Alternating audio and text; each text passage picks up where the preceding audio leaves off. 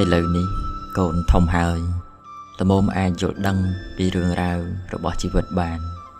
បើមិនច្រើនក៏ខ្លះដែរកូនគង់តែបានដឹងហើយថាពុកម្ដាយស្រឡាញ់កូនច្រើនប៉ុណ្ណា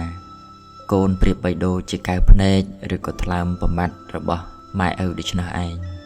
ឪពុកម្ដាយនៅហត់ក្នុងការងាររាល់ថ្ងៃនេះកូនក៏ដឹងដែរថាគឺដើម្បីកូនគ្រប់គ្នាបើសម្រាប់តែមាត់ពីរក្រពះពីររបស់ពុកម្ដាយទេនោះពុកម្ដាយមិននឿយហត់ដូច្នេះទេតែពោលមកយ៉ាងនេះមិនមែនចង់រំលឹកគុណហើយប្រាថ្នានៅការតបស្នងអ្វីក្រៅអំពីចង់ឲ្យកូនជាមនុស្សល្អនោះទេតាមពិតម៉ែឪត្រូវការអ្វីច្រើនយ៉ាងពីកូនគ្រាន់តែមិននិយាយចេញហាក់ដូចជាទឹកលិចដល់មាត់អញ្ចឹងឯងចូលកូនដឹងចោះសំបីមេដាបិតាទាំងឡាយមានទ្រព្យសម្បត្តិច្រើនលើសពីការប្រើប្រាស់ទៅទៀតក៏ដោយតែក៏នៅប្រាថ្នាចង់បានចំនួនចង់បានរបស់ដែលកូនឲ្យដែរទោះបីរបស់នោះមិនសូវល្អមិនសូវថ្លៃប្រៀបនឹងរបស់ដែលឪពុកម្ដាយមានមិនបានក៏ដោយឲ្យតែថាជារបស់ដែលកូនជូនហើយឪពុកម្ដាយសប្បាយចិត្តកាលដែលកូនមាននំមានផ្លែឈើយកមកជូននោះឪពុកម្ដាយឆ្អែតស្រេចទៅហើយក៏ដោយក៏នៅតែទទួលពិសា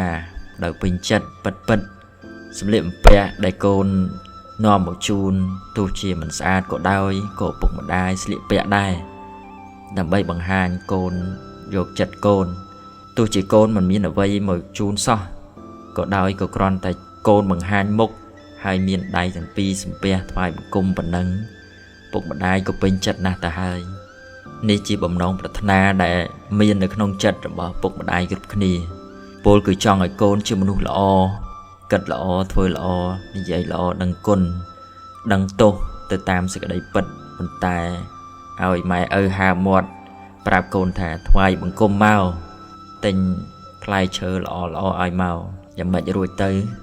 ម្ល៉េះហើយមេដាបិតាខ្លះបានបិទភ្នែកលាចាកលោកនេះទៅទាំងដែលមិនធ្លាប់បានឃើញកូនក្រាបសំពះខ្លួនម្ដងផងពាក្យពេចន៍ម៉ែឪត្រូវកូនចាំបណ្ដាំទឹកភ្នែកពិតពាក្យព្រំពាក្យប្រាជ្ញពីព្រេងម៉ែឪផ្គុំនិយមព្រះពុទ្ធវិសុទ្ធពេជ្រអរុណពណ៌មាសជះរស្មីសម្ដីម៉ែឪត្រូវរំលឹកចំកុំឲ្យភ្លេចពាក្យពេចន៍ដូចថ្ងៃថ្លៃដូចមាសទ្វីបលោកល្អស្រស់ព្រោះសុរិយាមេដាបិតាគឺជាព្រះជាដួងសុរិយាយាត្រារះកូនត្រូវសំពះទិសបូព៌ាទិសបូមានន័យបុព្វការីបង្កើតប្រុសស្រីពេញផុសធាពាក្យពេចន៍ម៉ែឪត្រូវដូចជាសុរិយាក្នុងគ្រាបំភ្លឺលោក